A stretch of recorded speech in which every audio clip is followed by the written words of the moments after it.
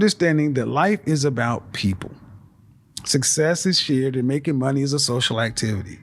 You want to get something out of somebody? How useful are you to somebody else? You see, boom, he hit it. He hit it, bro. We just went over that. We literally just went over that, bro. How useful are you to somebody else? Don't be chasing the bag as much as you're chasing your utility, bro. Your value as a human, bro. 3, 2, 1, and we're live. Thank you, ladies and gentlemen, for joining me on another episode of Jesus Talks. Today, as always, we've got a great episode.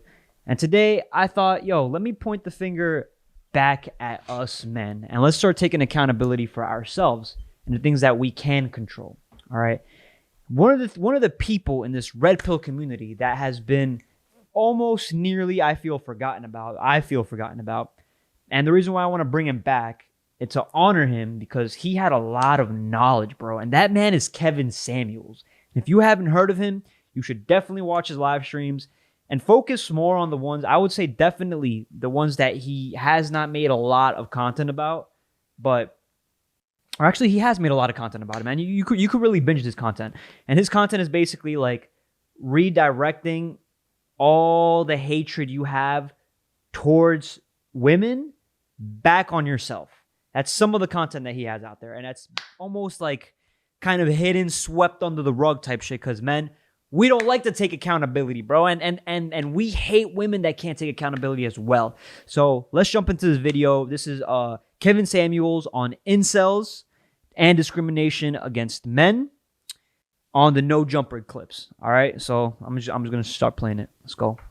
The better part of a year and a half talking to guys called incels. They were labeled incels, but they don't want to be. They want women. Women they can't get. All right, from what I understand about incels is pretty much, if you don't understand what incel is like a guy who wants to be with a woman but can't get one, and he just gives up. He kind of just gives up. That's pretty much the way I can describe it in like less than 10 seconds. Them because women aren't paying any attention. And see, those guys got mischaracterized as neckbeard, Cheeto eating, living in their mother's basement. I'm like, no. I know guys who are 40 years old making $160,000 as software engineers who are decent looking guys, but they have no real social skills, so they're not being prioritized because so they have money, they have a good job, but they're still being ignored. Why? Why is that? He's talking about their social skills, right? The ability to communicate, the ability to just talk to other people. If you're trying to be this Sigma Alpha, you're trying to be all lonesome, blah, blah, blah. It's like, nah, bro. You have to share the things that you're learning. You have to build things with others, bro. It's important. It's important that way, because that energy that you give off working with others is the same energy you're going to bring towards a relationship. And that's the reason why most women are attracted. That's how you gain that confidence, bro. Keeps getting pushed to the margins, the margins of men. And so I started off talking originally to men, my clients who are in image, and then I also started realizing I had an influx of these incel guys, and I thought that they were guys who were economically unattractive. That's the new word. No, these guys are solidly middle class or upper middle class. I'm like, so what the hell's going on? Does everyone have to have 6 figures and be a superhero? And that's really what you find out when you start asking women, what do you want? And my sales background and my way of probing and active listening and asking questions, I can finally get people to just tell me what you want, not what you'll accept. And what you're finding is from GED. See, one of the things you got to appreciate about Kevin Samuels, man, is that this man built himself, bro. And it's like he talks about his sales background and all that shit. And it's like, you don't have to necessarily be in a corporate world. You just have to understand how to give somebody else a value. Value is something that they want. If you want something from somebody else, give something that, listen to them. First, listen to them. Listen to what they might want. Try to find maybe you have a certain skill or you have something that you can give them. And then they will be more open to listening to you and giving you something in return. This is called the reciprocity principle. I might be butchering it, but it's basically like you give something, you get something in return, and then when you get that, you give as well. All right, it's back and forth. So I like the way in which he communicates with other people. He listens to them and he understands. Oh, this is your problem. this is what we can do to fix it. PhD. Women are wanting 2 to 3 kids. They don't want to have to work to pay significant bills, or they only want to have to work to pay 20% or less than the family bill. So you still want a provider male. That ain't the way this country's set up. Most people, you need 2 incomes. I'm gonna go back on that because 20% or less than the family bill. So you still want a provider male. That ain't the way this country's set up. Most people, you need 2 incomes. And then you're saying these guys aren't good enough. I'm talking to a woman in college and I asked her, could you date a plumber? And off the rip, she said no. I'm like, you know how much plumbers make? Yeah, it's a great job. But I'm like, but it was the fact that not only do you want a guy, now you're. It's like you see some women don't really understand. Like, I don't know about. I guess a college woman, she's too young. She's not really mentally there to be a wifey. You get what I'm saying? Like, those are also women that you need to qualify for. You need to understand, yo, if they're just like, oh yeah, I don't want to be with a plumber. That sounds stupid. Like, I don't like that guy. That's not the girl for you, bro. If you can talk to her and communicate with her, and then you don't even let her know, you don't even lead by saying what you do, and she actually listens to you, once she gets emotionally attached to you, once she starts sharing and you've led by saying, hey, these are my intentions. I like you. I like that you do this, you like me for this, blah, blah, blah. Once you start the whole game and then you let her know you're a plumber, and if she reacts crazy because you're a plumber, because you don't have a job that makes a crap ton of money that she doesn't recognize immediately, bro, then she's probably not the one to marry. You can do other things though, bro. I'm gonna keep it on. You can do other things. Discriminating where his money comes from? Right. It's insane. And that's what this show is starting to highlight, starting to break apart a lot of this delusion. Because when you feed an appetite, it's no different than drugs.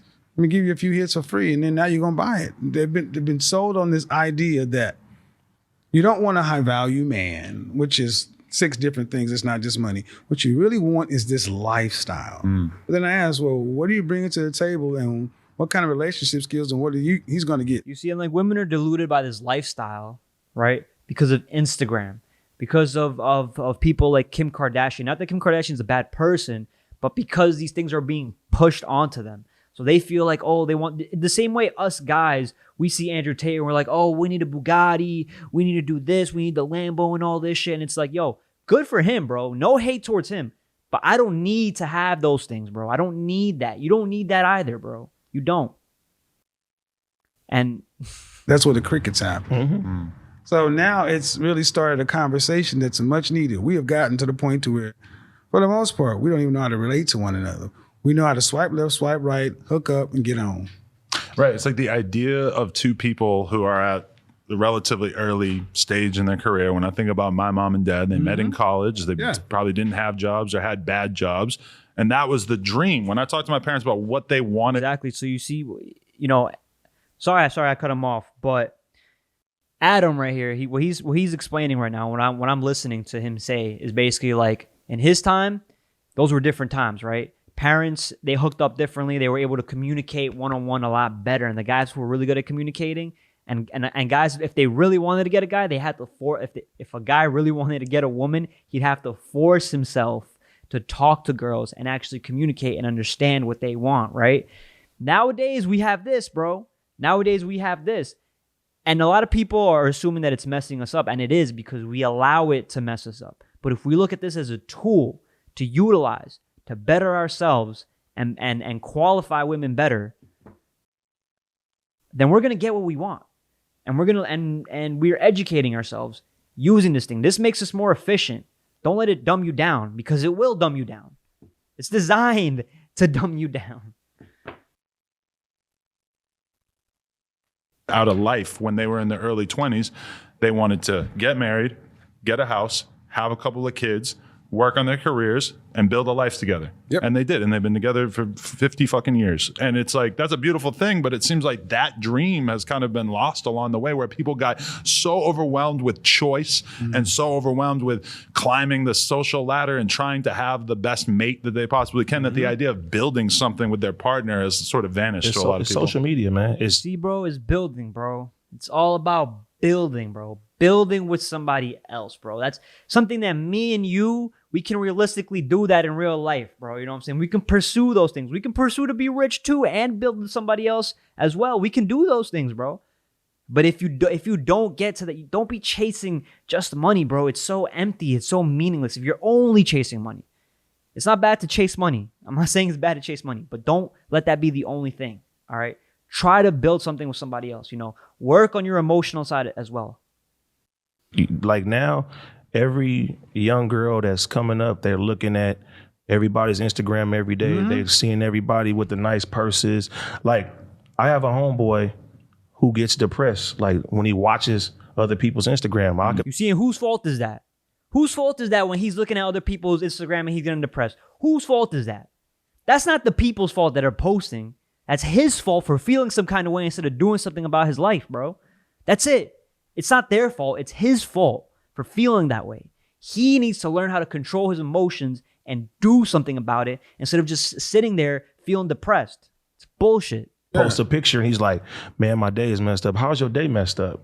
Because somebody else, and people spend their money and go their whole life trying to fit in with everybody else when they're not even in the same tax brackets and have the same social status and stuff. See, and what I try to do is I'm like, I don't judge what people want. I just ask, are you really cut out for that? And do you really want that? Because, you talk about this, social media has definitely, thrown fuel on the fire where you saying that used to be the American dream. Now, we're talking about women right now. Women want the outcome, but they don't want the work. And I'm saying, okay, well, at what point do men See, he hit it right on the nail, bro. That's why I love the way he speaks, bro. Women want the outcome, but they don't want to put in the work, bro. And that same problem that most women have, and that's why we have trouble communicating with them, is because a lot of us men also have that same problem. We want the outcome, but we don't want to put in the work, bro. All right, a lot of incels have this problem. A lot of guys that want to be with girls, but then just give up because they can't get girls because and then they just point the finger at women instead of pointing the fingers at themselves. All right, you got to better yourself. You have to. That's how you get the outcome. You have to put in the work and the effort to get the outcome that you desire. It's not just gonna happen magically, and that's a delusion that women are that a lot of women have just as much as men do. start making this figures? That's a 45 to 55, right? So you're 22. You want a man in it? Oh, now you want him to be young and in the top 10%. And a certain, it's like to the point to where they're starting to sit back and say, you know what? This is unrealistic and it's unsustainable because. And they only start to realize that as they get older. Women only start to realize, oh, this is unrealistic as they get older. Then they're willing to settle for less. But when they were younger, they're not willing to. So that's where women really have to understand, I need to know what I want, what I'm looking for. And the only way she's going to get that is by going out and dating, not banging every dude she dates, but by going out and dating and figure out, I like this dude, I don't like this dude. These are the things that I like about him, these are the things I don't like about him. And as men, we have to do the same thing, bro. Because most people aren't there. And even if you can get there from a look standpoint, there's only one. And what are you going to do to get it? So it's a much needed conversation because, look, even the guys that are up there, they're just normal guys too. I'm like, you do realize their breath stinks in the morning. They have bad habits. Driven, motivated guys, you think they're going to be at home to go to the PTA meeting? They're working 12, 14, 16-hour days. Being a high-value man's wife is a lonely life. And you got to, not lonely, but you're not going to have everything. And that's, I think, what's happened. We've told everybody you can have everything. You can be whatever you want, and there's no limit. So now you have people You see, it's feeding that delusion. And it's true, as a kid, you learn, you're like, you're told you gotta have everything, you can do anything you want. And the truth is, you could, but you have to put in the work, and the truth is you can't have everything you want. You can only have certain things, and that's where you have to structure yourself. You have to be able to say, this is what I want to do, this is what I want to be able to accomplish, and this is how I'm going to go about getting it. If you try to focus on 5 different things, you're going to fail at every single one of them, and you're pretty much almost never going to improve at all 5 of them if you're doing it at the same time. If you plan it out over time and you have a certain structure, it's just going to work out better. It's going to work out easier. You're going to flow better. You're going to feel better. You're going to have time to build things emotionally. go to other social circles, learn from them as well, and then do your work as well. They can have it all when they're average. And then that leads to frustration and depression. When your expectation doesn't line up with reality, people get frustrated. Then you got guys. That's where, like a lot of us guys, bro, that are at home, like we get this pent up anxiety, bro, where it's like, like, why am I feeling this way? Why am I feeling like I'm not enough? Why am I feeling like I'm putting in the work, but I'm not getting where I'm at, where I want to be at? And that's where we, as young guys in your 20s, maybe even in your early 30s, you have to learn to be patient, bro. Especially if you just started. If you've been putting in 2 years worth of work, just be patient, bro. Improve a little bit every single day. Just improve a little bit. Try to do something a little bit different. See what's working, and then keep attacking that, bro. Hearing these women saying, I couldn't date a guy making $50,000. Like, that's an insult. Like, half of the men in this country make $50,000. That's the median income. So I'm like, so what are we ultimately saying to people? That the only way you're worth anything is if you're over here. Okay, well, are you planning on sharing these guys? I mean, what are you planning on doing? Right. And so now it's what it's starting to do is it's starting to make this conversation front and center. Because before it was just a one-way conversation. And finally men are what men want is being heard. Because well, I mean, listen, I don't know about men want to be heard, bro. I mean, we've always been heard, bro. We've always been heard. It's just the men with the strong voices, the men that have an actual message, that actually try to listen and learn from others and apply it to the real world. Those are the men that succeed. Those are the men that you should be listening to. All right, we've always had a voice. The voice has never been taken away from us.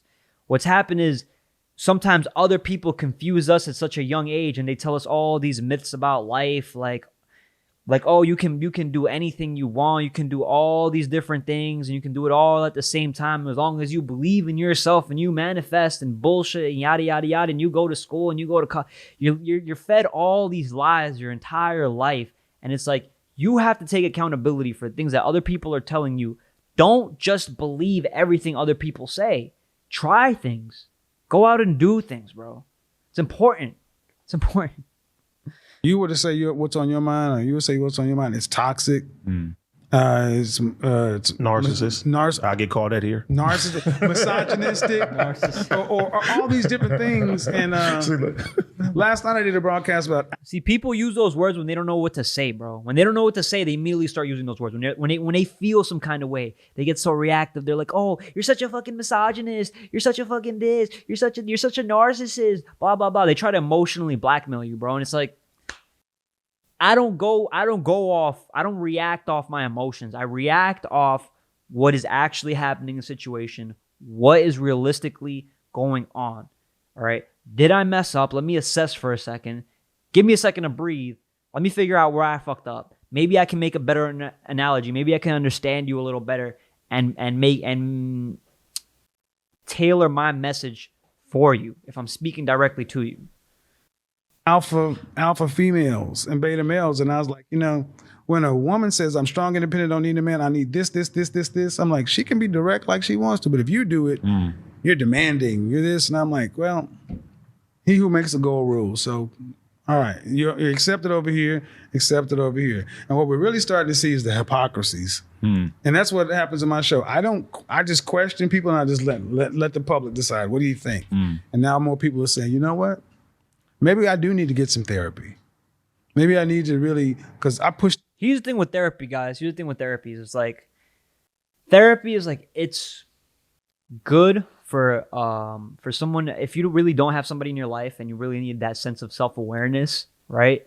Like you don't have somebody in your figure that's telling you exactly what you're doing wrong in your life, then therapy might be a good thing. All right.